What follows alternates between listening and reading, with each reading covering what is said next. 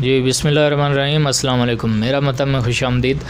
आज हमारे मतलब में एक एज़ ए पेशेंट ही आए हैं एक चीज़ लेने, तो अब्दुल नासिर साहब, तो इन्होंने बड़ी प्यारी बात की है।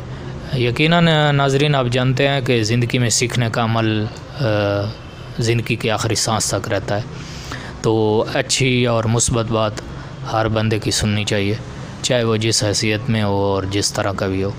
तो यकीनन इनका अब्दुल नासिर भाई का एक्सपीरियंस ज़िंदगी में बहुत ज़्यादा है और तिब की कुतुब की स्टडीज़ और जर्नल नॉलेज पे इनको काफ़ी अबूर है और एजुकेटेड आदमी है।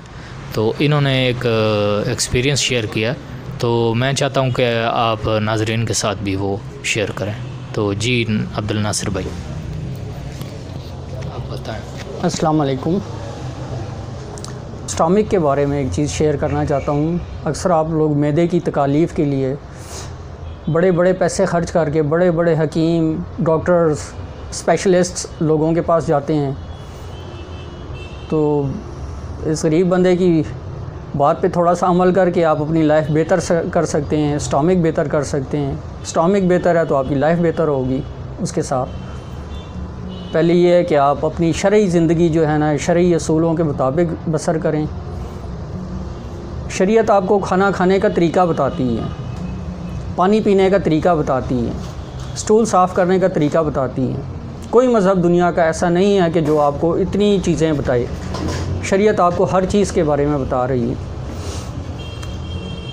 हमारे नबी करीम हुज़ूर सल्लल्लाहु अलैहि वसल्लम ने जो तरीका हमें बताया है खाने का, खामोशी से खाना खाना चाहिए, पूरी तवज्जो के साथ, मुकम्मल चबा चबा के खाना चाहिए।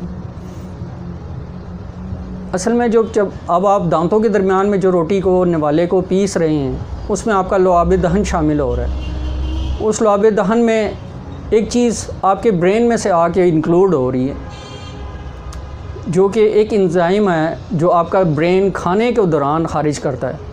वो आपके लुआब दहन में शामिल होकर उस निवाले में आती है, या कोई भी लिक्विड चीज़ खा रहे हैं या कोई हार्ड चीज़ खा रहे हैं, उसमें उस वक़्त वो शामिल होती है जब आप पूरी तरह उसको तवज्जो के साथ, खामोशी के साथ आप उसको दांतों में चबाएंगे और फिर आप उसको ट्रांसफ़र करेंगे आप अपने हलक से मैदे की तरफ।